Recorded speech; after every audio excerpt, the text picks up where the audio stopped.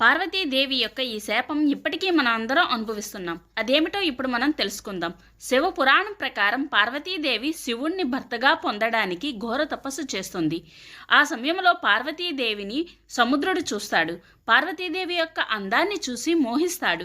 పార్వతీదేవి తన తపస్సు నుండి బయటికి వచ్చిన తర్వాత సముద్రుడు ఆమెకు ఎదురుగా వచ్చి తనని వివాహం చేసుకోమని అడుగుతాడు. అప్పుడు పార్వతీదేవి, నేను శివుణ్ణి ప్రేమిస్తున్నాను, తననే వివాహం ఆడతానని చెబుతుంది. అప్పుడు సముద్రుడు తాను ఎంతో గొప్పవాడినని, సముద్రంలో ఉండే మంచినీటితో ఎంతో మంది దాహం తీరుస్తానని ఎంతో గర్వంతో తన గురించి తాను చెప్పుకుంటూ ఉంటాడు. శివుని గురించి అతను శ్మశానంలో తిరిగేవాడు, పాములను మెడలో వేసుకుంటాడు అంటూ నోటికి వచ్చినట్లు శివుని గురించి మాట్లాడతాడు. అప్పుడు పార్వతీదేవి కోపంతో సముద్రుని శపిస్తుంది.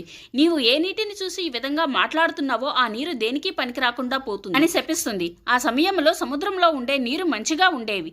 పార్వతీదేవి శాపంతో ఉప్పుగా మారిపోయాయి.